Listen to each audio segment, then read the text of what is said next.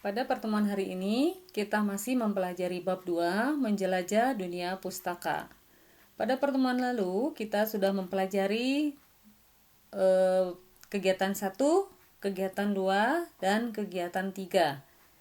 Anda sudah mempunyai pengetahuan mengenai isi, struktur, dan kebahasaan teks ulasan. Dalam pertemuan hari ini kita akan mempelajari kegiatan 4, yaitu membangun teks ulasan buku secara mandiri. Nah, nanti Anda sendiri-sendiri akan menulis teks ulasan buku. Adapun langkah-langkah menulis teks ulasan buku adalah sebagai berikut. Yang ke-1, menentukan buku non-fiksi yang akan diulas. Nah, jadi buku yang akan diulas itu adalah buku non-fiksi. Jadi bukan buku fiksi, bukan novel begitu ya. Nah, kalau novel itu termasuk ke dalam buku fiksi. Yang kita ulas adalah buku non-fiksi. Nah, buku non-fiksi itu contohnya buku agama, ekonomi, hukum, budaya, teknologi, kesehatan, dan lain-lain. Nah, di dalamnya tidak termasuk buku pelajaran, jurnal, ensiklopedi, kamus, atau majalah. Nah, sebagai contoh Anda bisa melihat sini ya. Di sini ada buku administrasi pendidikan. Nah, ini buku pendidikan. Kemudian buku tentang penelitian sastra, dan ini tentang metodologi penelitian kualitatif. Nah, semua contoh buku ini adalah buku-buku non-fiksi. Nah, baik. Yang pertama, Anda harus mencari buku yang diulas. Nah, buku yang akan Anda ulas itu sebaiknya buku yang menjadi bidang minat Anda. Nah, misalnya Anda nih mahasiswa jurusan mahasiswa prodi ekonomi atau akuntansi. Nah, barangkali yang menjadi bidang minat Anda adalah buku-buku tentang perekonomian. Jadi, itu nanti akan lebih mempermudah Anda dalam membuat teks ulasan. Atau misalnya Anda mahasiswa Fakultas Teknologi. Nah, silakan Anda mencari buku-buku dalam bidang teknologi. Atau Anda yang jurusan teologi, Anda mungkin bisa mengulas buku-buku keagamaan. Nah, itu sebagai salah satu contoh saja. Nah, buku yang Anda ulas sebaiknya buku yang menjadi bidang minat Anda, sebab hal ini diharapkan dapat mempermudah Anda karena bidang itu bukan bidang yang asing bagi Anda, begitu ya. Jadi bidang itu adalah bidang yang sudah sangat dekat dengan Anda, sudah sangat akrab dalam kehidupan Anda, begitu ya. Nah, selain itu hasil ulasannya nanti dapat membantu proses studi Anda, gitu ya. Nah, ini langkah yang pertama, menentukan buku non-fiksi yang akan diulas. Kemudian bagian B, membaca secara kritis. Sebelum membuat ulasan, membaca dengan teliti dan kritis perlu dilakukan. Nah, itu ya. Anda harus membaca bagian demi bagian, termasuk bab pendahuluan. Semua bagian harus dibaca, tidak boleh ada yang terlewatkan. Nah, terutama bab pendahuluan ini ya. Orang sering mengira bahwa pendahuluan tidak penting. Padahal pada bab ini diuraikan logika dan arah penulisan buku itu, wilayah dan aliran ilmu yang dianut, serta tujuan penulisan dan pembaca yang ditargetkan. Nah, ini ya Anda harus membaca secara kritis, gitu ya. Sambil membaca, Anda dapat membuat catatan-catatan untuk bagian-bagian yang Anda anggap penting. Nah, catatan-catatan itu dapat Anda masukkan ke dalam tahapan di dalam teks ulasan. Baik, yang berikutnya, bagian C, membuat ringkasan. Meringkas adalah menyatakan kembali buku yang dibaca dengan lebih singkat. dengan mengungkapkan pokok-pokoknya saja gitu ya. Itu adalah meringkas. Ringkasan itu akan Anda masukkan ke dalam tahap tafsiran isi. Nah, Anda tentu saja masih ingat tahapan-tahapan yang ada di dalam struktur teks ulasan ya. Dimulai dari identitas, kemudian orientasi, lalu tafsiran isi. Nah, dari bagian tafsiran isi ini isinya adalah ringkasan dari buku yang Anda baca gitu ya. Nah, oleh sebab itu ringkasan hendaknya mencakup isi buku secara keseluruhan gitu ya, jangan ada yang terlewatkan. Ini dapat Anda buat dalam beberapa paragraf saja seperti yang sudah pernah Anda baca contohnya dan sudah pernah Anda buat dalam kegiatan 3 gitu ya. Nah, baik, yang berikutnya bagian D, menentukan kriteria penilaian. Kriteria dapat ditentukan berdasarkan cakupan isi buku yang diulas, kedalamannya, kualitasnya, kemudian gaya penulisannya, atau pokok-pokok yang menjadi perhatian khusus Anda ya. Dengan menetapkan kriteria penilaian, arah penulisan ulasan buku yang Anda buat terasa jelas. Jadi di sini Anda tentukan dulu apa yang akan Anda ulas gitu ya. Nah, apakah kualitasnya, gaya penulisannya, atau pokok-pokok yang menjadi perhatian khusus bagi Anda gitu ya.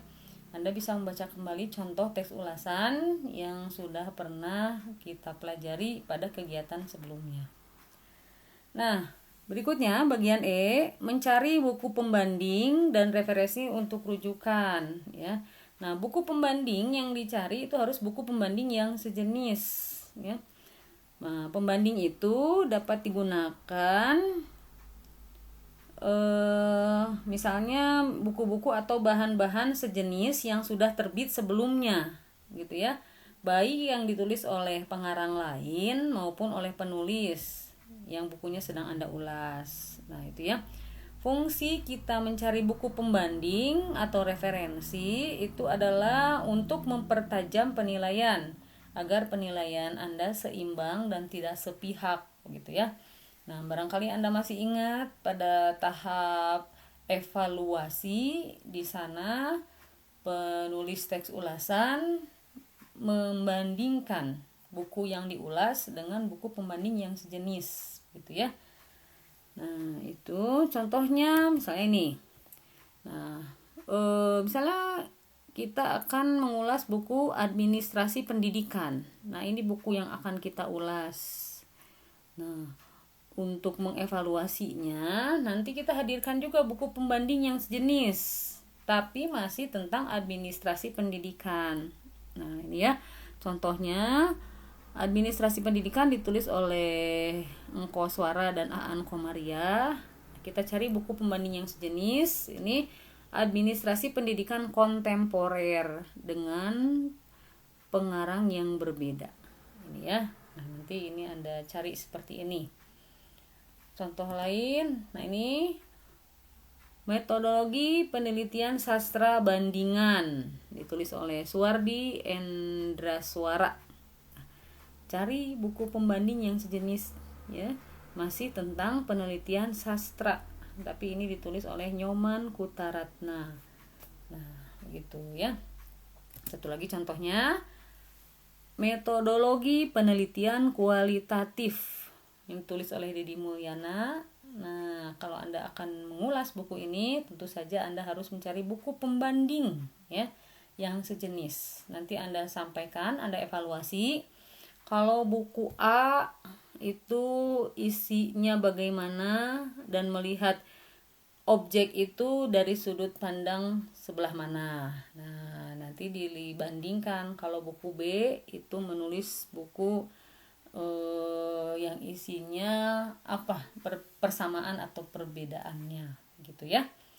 Nah, Anda boleh mencari buku pembandingnya itu dari buku elektronik. Kalau misalnya Anda tidak menemukan buku cetak kedua-duanya gitu ya.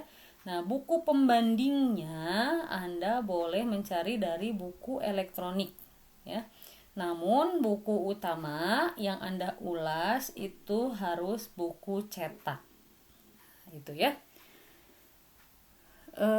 Selanjutnya bagian F, menulis ulasan yang dimaksud.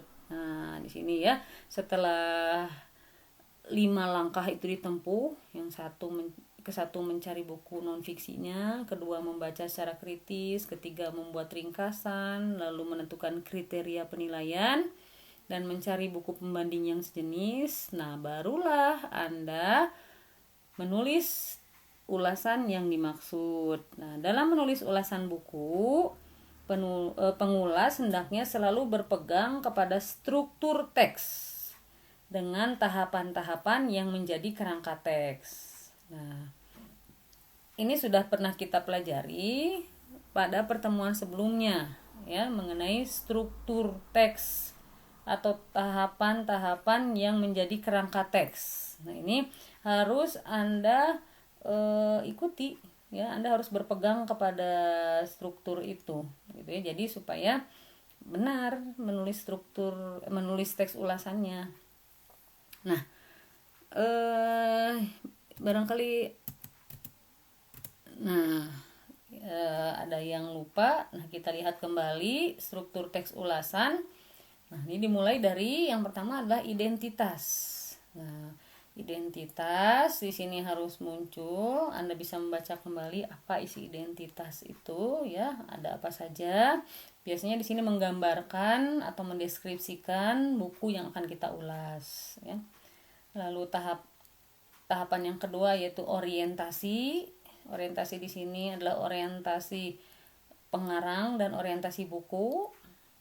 Lalu bagian ketiga atau tahapan ketiga adalah tafsiran isi.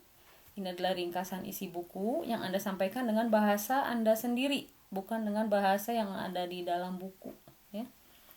Nah, bagian atau tahapan keempat adalah tahapan evaluasi. Di sini Anda mengevaluasi keunggulannya, kelemahannya, atau membandingkan dengan buku pembanding yang sejenis. Nah, yang terakhir, tahapan rangkuman. Ini adalah rangkuman evaluasi, bagaimana rangkuman evaluasi buku yang Anda ulas, gitu ya. Nah, pada umumnya ini orientasi terdiri atas 2 paragraf. Seperti contoh ya. Kemudian tafsiran isi ini disajikan dalam 3 paragraf. Kemudian evaluasi di sini 4 paragraf dan rangkuman 1 paragraf. Nah, barangkali itu yang harus kita jadikan sebagai pegangan ya, struktur teks dengan tahapan-tahapan yang menjadi kerangka teks. Nah, itu saja langkah-langkah yang harus Anda perhatikan dalam menulis teks ulasan buku. Untuk petunjuk teknisnya bisa Anda baca nanti di Google Classroom ya. Nah, selanjutnya kriteria penilaian teks ulasan. Nah, di sini yang ditekankan adalah struktur dan kebahasaan ya. Nah, strukturnya kalau misalnya terdapat 5 tahapan dan 10 paragraf, ada identitas, orientasi, tafsiran isi, evaluasi, dan rangkuman evaluasi. Nah, ini terdapat 5 tahapan dan 10 paragraf. Ini lengkap ya.